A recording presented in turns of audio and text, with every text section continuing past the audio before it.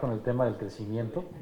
Y si me permite, Rodrigo, voy a ir directo a la otra pregunta que me corresponde y al final pasaríamos al tema de ingresos. Efectivamente, los temas estadísticos son complejos. Nosotros tomamos en consideración todas las observaciones y todas las maneras de ver los datos, hacemos un seguimiento muy puntual. Enfatizamos, es cierto, en la comunicación los datos anuales. ¿Por qué? Pues porque son los más fáciles de interpretar y comunicar. El crecimiento anual es algo en el que estamos familiarizados todos, la tasa de interés está en términos anuales, cuando tenemos un crédito de tarjeta de crédito, de coche, etc. Entonces, es un número más fácil de interpretar y por lo tanto de comunicar. La observación de crecimiento para el primer trimestre en términos anuales salió en línea con las expectativas del mercado. En ese sentido, no constituye una sorpresa para el crecimiento del país. Vemos que recientemente el Fondo Monetario acaba de revisar a la alza el crecimiento a 2.5. Digamos, no es una sorpresa, no cambia materialmente las expectativas de crecimiento económico hacia adelante. Mencionaste en particular las cifras desestacionalizadas trimestrales. La verdad es que es un dato importante, es un dato que hay que dar seguimiento, pero también hay que ponerlo en contexto y quizás es entrar a demasiado detalle, pero hay que decirlo con toda claridad. Tenemos un tema atípico este año, tenemos una Semana Santa que se dio en su totalidad en marzo, tenemos un año bisiesto. La última vez que algo similar sucedió, y ni siquiera el año bisiesto, fue en 2013 y también vimos que los modelos de estacionalización que normalmente tratan de quitarle ruido a las cifras, pues son imperfectos y a veces no capturan plenamente todos estos movimientos. Entonces, yo creo que interpretando la totalidad de los datos que se tienen, tenemos un crecimiento en línea con lo que se ha venido viendo en los últimos meses y por lo tanto no cambia las expectativas, yo creo que del sector privado, lo dirán ellos, y tampoco cambia las perspectivas que tenemos en materia fiscal y por supuesto lo que acompaña todos los temas de estimaciones. Hablando de los saldos de la deuda, tú tocabas un tema muy importante, que es que, digamos, las obligaciones de pago, que no son deuda propiamente, pero las obligaciones de pago que hay hacia adelante, también deben de considerar las pensiones. Y por supuesto que lo deben hacer. Una visión amplia de las finanzas públicas debe de considerar las pensiones. Ahora, si vamos a ser comparativos y ver los niveles totales de deuda, pues hay que hacerlo también en lo que es equivalente. México realmente, en términos de pensiones, hizo reformas muy importantes en un momento temprano de su transición demográfica. México hizo su primer gran reforma en materia de pensiones desde 1997, comparado contra casi cualquier país en desarrollo y sobre todo con las economías avanzadas, muchas de las cuales todavía no hacen reformas importantes a sus sistemas de pensiones, nos dejan con una perspectiva favorable. Si haces el comparativo incluyendo pensiones y nos comparas con casi cualquier otro país, realmente te vas a dar cuenta que, aunque las pensiones sin duda se va a gastar mucho dinero en los próximos 100 años, sin duda se hizo una reforma a tiempo y por lo tanto esa carga es mucho más sostenible si la comparas con otros países. Entonces yo creo que si haces la evaluación completa, como tú señalabas, no solo la deuda que se ve moderada en México relativa a otros países, sino la deuda más el pasivo pensionario, ahí se ve todavía mejor México. Eso no quiere decir que no se tenga que hacer un esfuerzo bien importante para pagar estas pensiones. Se hicieron reformas que implican que durante una generación completa, que empezó en 97, y como el ISSSTE se hizo un poco después, va a durar poco más de 30 años, vamos a tener que estar pagando el sistema viejo y el sistema nuevo durante una generación completa. Entonces, sin duda, es un tema puntual en finanzas públicas, pero si haces el análisis integral, si tomas la totalidad de los pasivos, México se ve con una deuda moderada, medida con el saldo histórico de los requerimientos financieros del sector público, y se ve con una deuda más un pasivo pensionario todavía más moderado si lo comparas con otros países, porque ya se hicieron las reformas. Pero sin duda alguna tienes razón en señalarlo, y es algo que conforme vayamos teniendo una perspectiva de mayor largo plazo en el análisis de las finanzas públicas, se tiene que ir atendiendo. Pero efectivamente la comparación es de una deuda moderada comparado con otros países, y si incluyes pensiones, de hecho mejoramos, digamos, en nuestra evaluación relativa. Le pediría a Rodrigo que toque los temas de ingresos. Perdón, para terminar con este tema, le faltó comentar si el nivel de 46.9% está en línea con la meta, el saldo histórico. Sí, perdón. Como se te señalaba, lo que se publicó el año pasado en criterios y en precriterios no tomaba en consideración el remanente de operación del Banco de México. El remanente de operación del Banco de México, de hecho, ha venido a mejorar las estimaciones para el saldo histórico al final del año. Hay que decirlo con mucha claridad, ese saldo se está moviendo estructuralmente porque se está reduciendo el déficit, como vimos con las cifras aquí, pero también algo que no es estructural y que simplemente le mete un poquito de ruido a las cifras con el tipo de cambio.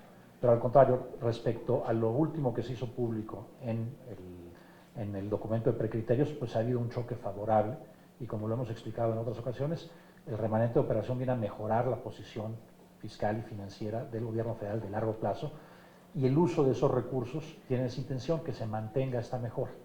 Hemos señalado también que hemos tenido la necesidad de dar un apoyo a Petróleos Mexicanos para que reduzca sus cuentas por pagar, pero el efecto conjunto de ambas es favorable para el saldo histórico.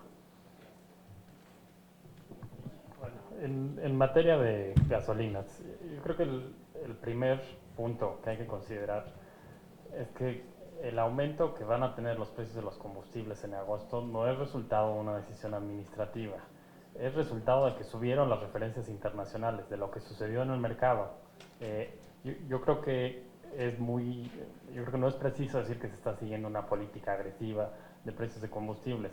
La política está fijada en migrar hacia un mercado abierto, hay una fórmula establecida, el movimiento de los precios de referencia en estos meses da como resultado que esa fórmula arroje un crecimiento para este mes, pero no es una decisión administrativa subir los precios de los combustibles.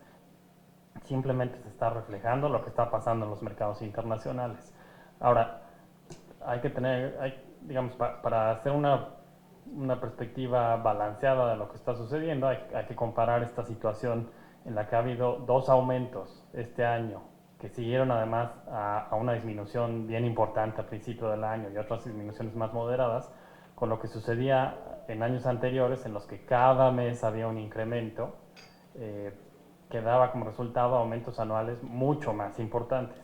Entonces, para tener una visión balanceada, pues sí hay que tener en cuenta que los precios en agosto van a ser mayores en solo 3% a los de 12 meses antes, que si vemos el periodo enero-agosto en su conjunto, los precios van a ser menores en alrededor de 2% a los del año pasado, y que estamos entrando en esta dinámica donde, dependiendo de lo que pase en los mercados internacionales, los precios pueden subir o pueden bajar, pero ya no es resultado de una política, de decisiones administrativas, ya únicamente refleja lo que está pasando en el mercado como cualquier otro bien. En términos de la recaudación esperada, pues justamente en línea con lo que acabo de mencionar, esto no afecta a la recaudación esperada, porque los precios suben, porque suben sus referencias internacionales, el impuesto se queda intacto, no afecta a la recaudación, no es una decisión de política tributaria, es simplemente un reflejo de lo que está sucediendo en el mercado. Ahora, aún así, yo creo que es importante hacer una reflexión de que es el impuesto a los combustibles, que no es la causa de que vayan a subir los precios, sino lo que está sucediendo en los mercados internacionales. El impuesto a los combustibles es un impuesto con muchas características socialmente muy favorables. Se trata de un bien, los combustibles, de un producto que están asociados a problemas sociales tan importantes como la contaminación, como el congestionamiento vial. De ningún modo es deseable introducir un subsidio a la compra de un producto de esa naturaleza. Por el contrario, es enteramente deseable introducir un impuesto que atenúe un poco las consecuencias sociales del consumo excesivo de estos productos, más si se considera que el grueso del consumo está concentrado pues, en los sectores de mayor población, que son los que tienen más acceso a comprarse un coche. Entonces, yo creo que para tener una evaluación, digamos, completa de lo que está sucediendo con los precios de los combustibles, sí es necesario tener todo eso en cuenta. Una cosa más, como decía Gonzalo Soto, todavía no tenemos el informe. Le pediría que por favor me diga en este momento en cuánto está la recaudación por gasolinas y cuánto han crecido, y si pudiera hacer un comparativo si el monto en pesos o en millones de pesos ya compensó, por otro lado, la caída que se ha tenido, o no caída, pero sí la disminución en ingresos de petróleo crudo, por favor. Con gusto. A ver, con datos al cierre del primer semestre, el IEPS federal a combustibles ha generado una recaudación por 130.700 millones de pesos. Eso implica un crecimiento de 25.6% en términos reales. Y está por arriba del monto programado en 38.700 millones de pesos. Por otro lado, los ingresos petroleros están abajo del monto programado en 61.000 millones de pesos. Entonces, el excedente que estamos viendo en la recaudación por IEPS combustibles es de aproximadamente 2/3 partes del monto del faltante en los ingresos petroleros. Gracias. Seguimos con Eric Martin de Bloomberg. Sí, muy buenas tardes.